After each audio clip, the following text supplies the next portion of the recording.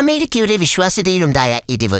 സമാധാനത്തെക്കുറിച്ചും മനുഷ്യാവകാശങ്ങളെക്കുറിച്ചും സംസാരിക്കുമ്പോഴും മിഡിൽ ഈസ്റ്റിലെ സംഘർഷങ്ങളിൽ ഇസ്രായേലിനെ കണ്ണടച്ച് പിന്തുണയ്ക്കുന്നത് അമേരിക്കയുടെ ഇരട്ടത്താപ്പാണെന്ന് പല രാജ്യങ്ങളും കരുതുന്നു. ഇത് ആഗോളതലത്തിൽ അമേരിക്കയുടെ സ്വാധീനം കുറയാൻ കാരണമായി. 2. ചൈനയുടെ കടന്നുവരവ്.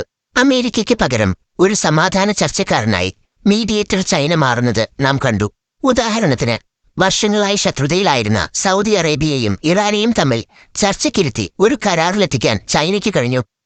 ഇത് മിഡിൽ ഈസ്റ്റിൽ അമേരിക്കയ്ക്ക് ലഭിച്ചിരുന്ന വലിയൊരു തിരിച്ചടിയാണ്. 3. റഷ്യയുടെ സ്വാധീനം. സിറിയ പോലുള്ള രാജ്യങ്ങളിൽ റഷ്യയുടെ സൈനിക സാന്നിധ്യം നേരത്തെ തന്നെയുണ്ട്. അമേരിക്ക ഇസ്രായേലിനെ മാത്രം പിന്തുണയ്ക്കുമ്പോൾ അറബ് രാജ്യങ്ങൾ തങ്ങളുടെ സുരക്ഷയ്ക്കായി റഷ്യയുമായി കൂടുതൽ സൈനിക വ്യാപാര ബന്ധങ്ങൾ സ്ഥാപിക്കാൻ ശ്രമിക്കുന്നു. 4. ബ്രിക്സ് സഖ്യം.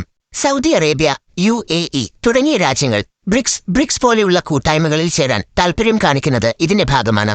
ഡോളറിന് പകരം മറ്റ് കറൻസികളിൽ വ്യാപാരം നടത്താനുള്ള ചർച്ചകൾ നടക്കുന്നത് അമേരിക്കൻ സാമ്പത്തിക ആധിപത്യത്തിന് വെല്ലുവിളിയാണ്.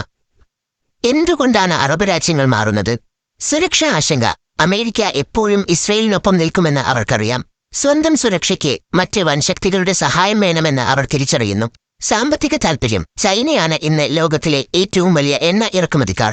അതുകൊണ്ട് തന്നെ ചൈനയുമായി നല്ല ബന്ധം പുലർത്തുന്നത് അറബ് രാജ്യങ്ങളുടെ സാമ്പത്തിക വളർച്ചയ്ക്ക് അത്യാവശ്യമാണ്. ചുരുക്കത്തിൽ, നെതന്യാഹുവിന്റെ കർക്കശമായ നിലപാടുകൾക്ക് അമേരിക്ക നൽകുന്ന അമിത പിന്തുണ ഫലത്തിൽ റഷ്യയ്ക്കും ചൈനയ്ക്കും മിഡിൽ ഈസ്റ്റിൽ വാതിൽ തുറന്നുകൊടുക്കുകയാണ് ചെയ്യുന്നത്. ഇത് വരും കാലങ്ങളിൽ ലോകരാഷ്ട്രീയത്തിൽ അമേരിക്കയുടെ തനിച്ചുള്ള ആധിപത്യം ഇല്ലാതാക്കാൻ ഇടയാക്കും. ഈ വീഡിയോ നിങ്ങൾക്ക് ഉപകാരപ്പെട്ടെങ്കിൽ ജോൺ ചായാണ് എന്ന ഈ ചാനൽ സബ്സ്ക്രൈബ് ചെയ്യാനും ലൈക്ക് ചെയ്യാനും മറക്കരുത്. ഇതുപോലുള്ള മികച്ച ഇൻഫർമേറ്റീവ് വീഡിയോകൾക്കായി ചാനൽ ഫോളോ ചെയ്യുക. നിങ്ങളുടെ സുഹൃത്തുക്കളിലേക്കും ഈ അറിവ് ഷെയർ ചെയ്യുമല്ലോ.